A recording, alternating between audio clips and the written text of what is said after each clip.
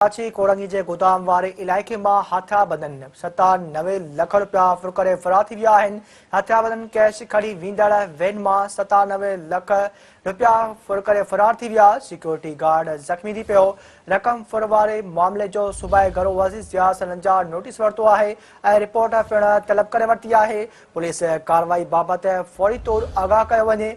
घरो वज़ीर जे SSP कोरंगी के हिदायत। इन आम ख़बर का अवां के आगन पे हालूं त कराची कोरंगी के गोदाम वाले इलाके में हथियारबंदन 97 लाख रुपया फुर करे फरार थी विया।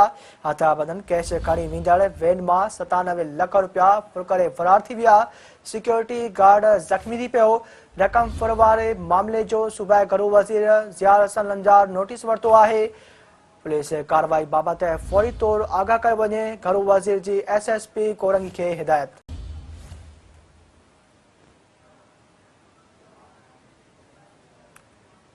अवां के आगाह पे हालूं त कराची कोरंगी के गोदाम वाले इलाके में हथियारबंदन 97 लाख रुपया फुर करे विया। इन हवाले से वधीक असां टेलीफोन लाइन ते मौजूद है कराची का सीनियर रिपोर्टर खालिक मंगी। जी अब्दुल खालिक, कहिड़ा तफ़सील आहिनि? कराची कोरंगी के गोदाम वाले इलाके में हथियारबंदन 97 लाख रुपया फुर करे फरार थी विया आहिनि, जिन जो घरो वज़ीर पिण नोटिस वरतो आहे।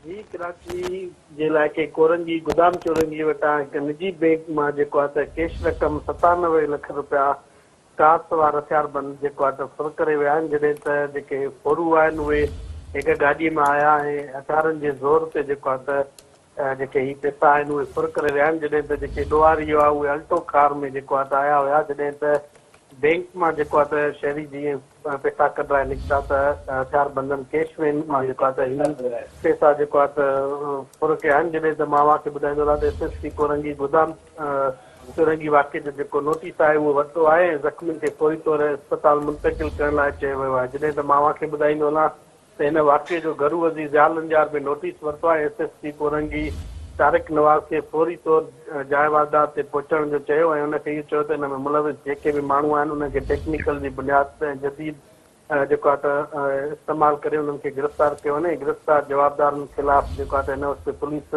मुख़्तलिफ़ हंधनि ते नाकाबंदी कई आहे। जॾहिं त फोरू आसानी सां फुर करे फरार थी सघंदी। वॾी महिरबानी अब्दुल खालिक मंगी तफ़सील लाइ।